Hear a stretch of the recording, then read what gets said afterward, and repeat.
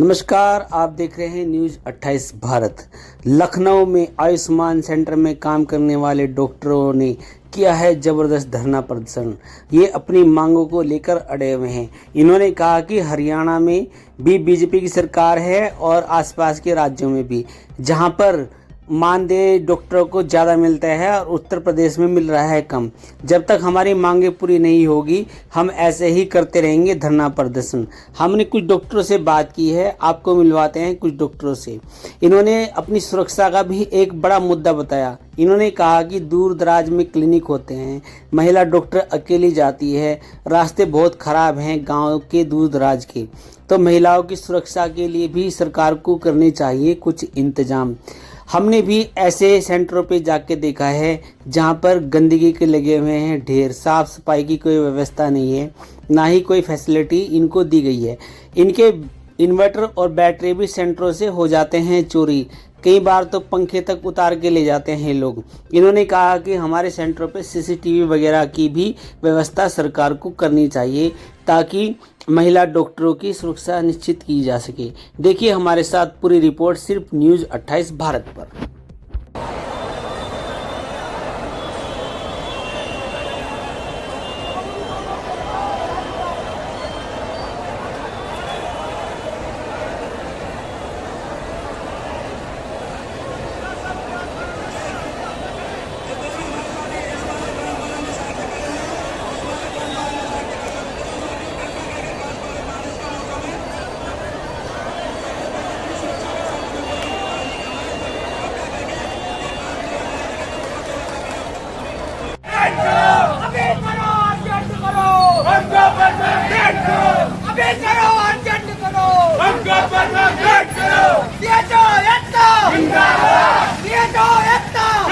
नमस्कार, आप देख रहे हैं न्यूज़ 28 भारत।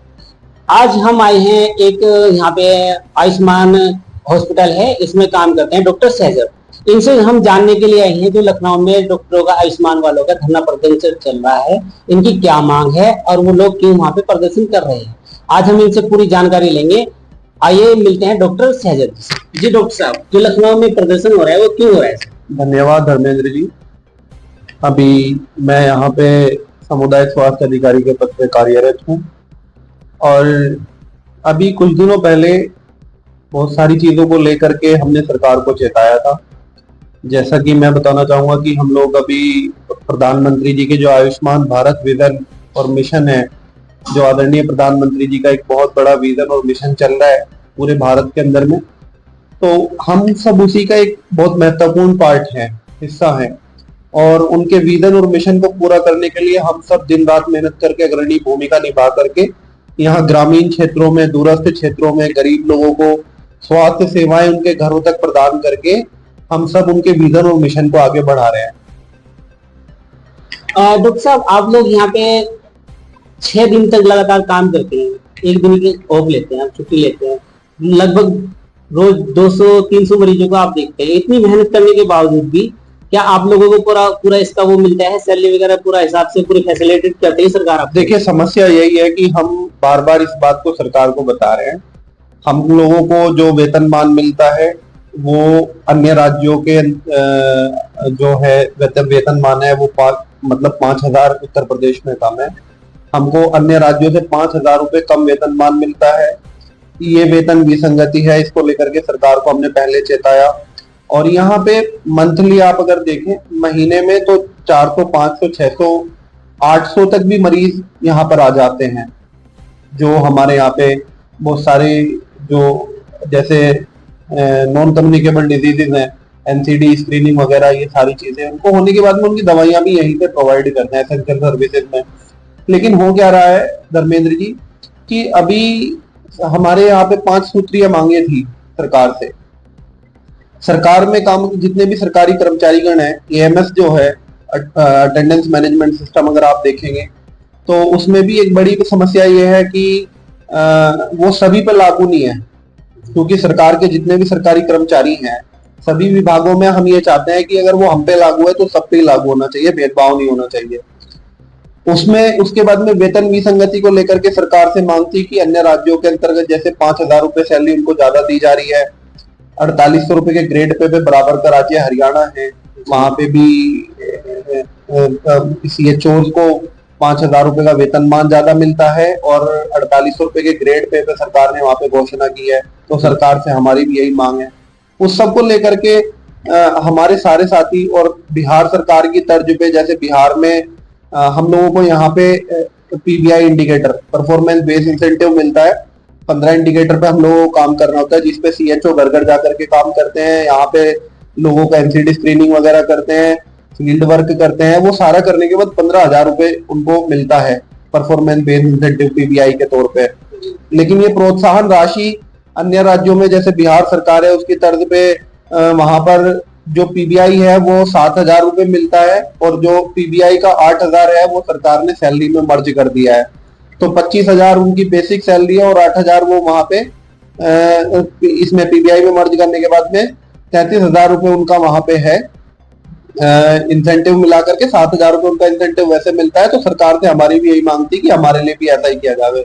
कुछ ये हमारी प्रमुख मांगों में से एक मांग है कि ट्रांसफर पॉलिसी ओपन की जाए। ट्रांसफर जो है अभी बहुत दिनों से रुके हुए हैं। बहुत सारे हमारे CHO साथीगण बहुत कम सैलरी पे भी काम कर रहे हैं और वो अपने दूर घरों से रह करके, किसी के माता पिता बीमार हैं, किसी की फैमिलीज इशू हैं, बहुत सारी चीजें हैं। तो उन सबको लेकर के हमारी मांग ये थी कि सरकार को ट्रांसफर ओपन करने चाहिए और ट्रांसफर ओपन करने के बाद में सब लोगों का ट्रांसफर उनके अपने गृह जनपदों में हो जाए, जहां जो चाहते हैं। ये सारी चीजें ठीक हो जाएं। इनको लेकर के हमने 16 तारीख से सरकार को चेताया था, लेकिन सरकार नहीं चेती, जिसको लेकर के हमने ये बात रखी थी कि हमारे बहुत सारे ऑनलाइन वर्क होते हैं, ऑनलाइन काम करने होते हैं। अभी हम यहाँ पर बैठ करके अपने सेंटर पे E-संजीवनी के माध्यम से, जो आदरणीय प्रधानमंत्री जी का विजन और मिशन है आयुष्मान भारत, उसका एक हिस्सा है E-संजीवनी। घर पे बैठे हब से और स्पॉक से हम यहीं से बैठे बैठे मेडिकल कॉलेजेस और जिला अस्पताल और जो सुपर स्पेशलिटी सेंटर्स हैं प्रदेश सरकार के, वहां के डॉक्टर से यहाँ के पेशेंट्स को कंसल्ट करा सकते हैं E-संजीवनी के माध्यम से। तो हमने ये सारे काम ऑनलाइन जितने भी काम है उन सबसे विरत कर लिया अपने आप को। प्रदेश में 15 से 20 हजार सामुदायिक स्वास्थ्य अधिकारीगण इस समय कार्य कर रहे हैं और उसमें ज्यादातर महिलाएं भी हैं। सबसे बड़ी बात यह है कि ये सेंटर दूरस्थ क्षेत्रों में बने हुए, जंगल के क्षेत्रों में, और वो कहीं पे आप देखेंगे, मतलब ये विडंबना ही कहूंगा मैं तो इसको, अगर आप देखेंगे वीडियोस मेरे पास में बहुत सारी हैं और हमारे साथियों ने भेजी हैं कि वो ऐसी जगह पे काम करने के लिए विवश हैं कि मतलब आप वहां पे जाना भी पसंद नहीं करेंगे। कोई रास्ता जाने का वहां नहीं है, बरसात होती है, बारिश पड़ती है, कीचड़ हो जाती है, लेकिन वो फिर भी किसी ना किसी माध्यम से वहां पे पहुंच करके अपनी सेवाएं प्रदान कर रहे हैं।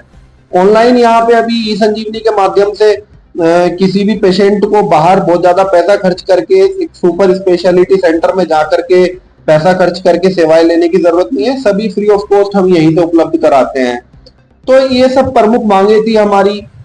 PBI का मर्ज होना, वेतन विसंगति को दूर करना, ट्रांसफर पॉलिसी ओपन करना, और सबसे बड़ी मांग हमारी सरकार से ये है कि ये प्रधानमंत्री जी का विजन और मिशन है। तो जब ये पोस्ट बनाई गई उसी टाइम पे CPHC की ऑपरेशनल गाइडलाइंस में ये बात लिखी गई थी कि 6 साल के बाद में सभी को परमानेंट कार्डर दे दिया जाएगा। आज 6 साल भी पूरे हो गए हैं, लेकिन सरकार इस पे भी नहीं जाग रही है। सरकार ने ये नियम और बनाए हैं और उसी पे सरकार काम नहीं कर रही है। हम आदरणीय प्रधानमंत्री जी के विजन और मिशन को दिन रात लेकर के घूम रहे हैं, लेकिन सरकार हमारे बारे में क्या सोच रही है, ये बहुत विचार करने की बात है। और मतलब अत्यंत दुख होता है कि हमारे सारे साथी, बहुत कहीं पे ट्रांसपोर्ट की व्यवस्था नहीं है आने जाने की, लड़कियां हैं और बहुत सारी जगह पे तो सुरक्षा व्यवस्था का भी ख्याल मतलब खड़ा हो जाता है एक तरीके से। कुछ लड़कियों के साथ में ऐसी घटना भी घटित हो जाती है कि शराब पी करके लोग आते हैं सेंटर्स पे, कुछ कुछ कह करके चले जाते हैं अपशब्द बोल करके। तो ये हमारी कुछ प्रमुख मांग है जिनको लेकर के हम 23 तारीख को भी राष्ट्रीय स्वास्थ्य मिशन के कार्यालय पर लखनऊ में धरना प्रदर्शन में हजारों CHO ने वहां पे जाकर के धरना प्रदर्शन किया और सब लोगों ने अपनी मांग रखी। हमारी एक भी ऐसी नाजायज मांग नहीं है जिसको लेकर के सरकार को मतलब विवश होना पड़े, सरकार पे कोई बोझ पड़े, अतिरिक्त हम कोई मांग कर रहे हैं, कुछ भी नहीं है। बल्कि हमारी सारी जायज मांगे हैं और एक भी मांग ऐसी नहीं है जो पूरी होने लायक नहीं है। हमारी कोई भी मांग ऐसी नहीं है जो खराब है या हम उसको बेवजह में हम किसी चीज की मांग कर रहे हैं, ऐसा बिल्कुल भी नहीं है। और कुछ कहना है ठीक है जी। और अभी हमने 21 तारीख से फिर ACHO के बैनर तले ये बात, मतलब हमारा जो association of community health officers Uttar Pradesh की शाखा है, उसके द्वारा अपील की गई थी कि 21 तारीख से लेकर के 27 तारीख तक कोई भी ऑनलाइन कार्य नहीं करना है, और सरकार फिर भी अगर मांगों को नहीं मानती है तो 28 तारीख को लखनऊ में धरना प्रदर्शन आदरणीय स्वास्थ्य मंत्री जी के निवास का घेराव करते हुए अपनी प्रमुख और जायज मांगों को उनके सामने रखें, जिसको लेकर के आज हजारों की संख्या में वहां साथी गए हुए हैं। और मैं आपको यह भी बता दूं कि वहां पे पुलिस का जो व्यवहार है, मानवीय व्यवहार है, मतलब आप देखेंगे कि वो अपनी मांग बिल्कुल शांतिपूर्वक तरीके से रख रहे हैं, हमारे सभी साथीगण वहां पे। और कोई भी वहां पे मतलब सुनने के लिए तैयार नहीं है, पुलिस डिटेन कर रही है। महिला साथी, अपने छोटे से बच्चों का आप देखेंगे तो भावुक हो जाएंगे। अपने एक साथी हमारी हैं, वो 8 महीने के अपने बेबी को लेकर के लखनऊ धरना प्रदर्शन में गई हुई हैं, आप देखेंगे। लेकिन पुलिस अमानवीय व्यवहार करके मतलब लाठी के दम पे दबाना चाह रहे हैं, जबकि हम लोगों को स्वास्थ्य सेवाएं हम प्रदान कर रहे हैं यहाँ पे। तो हमारी सरकार से यही मांग है कि जो भी हमारी जायज मांगे हैं, प्रमुख मांगे हैं, नियमितीकरण से लेकर के परमानेंट कार्डर में और वेतन विसंगति को लेकर के, PBI को सैलरी में मर्ज करने को लेकर के, ट्रांसफर पॉलिसी को ओपन करने के लिए, और ये सारी हमारी प्रमुख मांगे हैं। AMS अटेंडेंस अगर लागू की जाए तो सब पे लागू की जाए, एक हम ही CHO पे उसको थोपा ना जाए। हम उसको हटा नहीं रहे हैं, हम ये नहीं कह रहे कि हम उसको लगाएंगे नहीं, क्योंकि काम ईमानदारी से करते हैं, प्रतिदिन आते हैं जाते हैं, सारी सुविधाएं लोगों को उपलब्ध कराते हैं, ग्रामीणों को। तो हमको तो कोई समस्या नहीं है AMS लागू करने से, लेकिन AMS अगर लागू की जाए तो सभी पे लागू की जाए, हम पे ही ना लागू की जाए। डॉक्टर साहब, एक बड़ा मुद्दा है महिला सुरक्षा का। जैसे कि अभी आपने देखा होगा, कोलकाता में एक महिला ट्रेनिंग डॉक्टर के साथ में रेप की घटना हुई है और हत्या हुई है।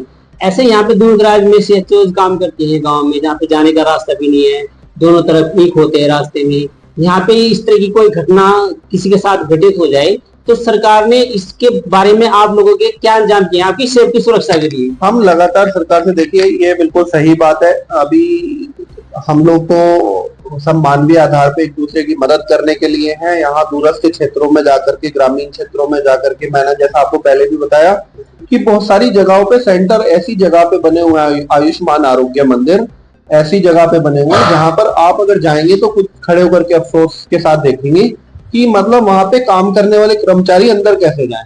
अभी कल मैं एक वीडियो देख रहा था, एक हमारी महिला साथी ने बना करके भेजी अपनी सेंटर की।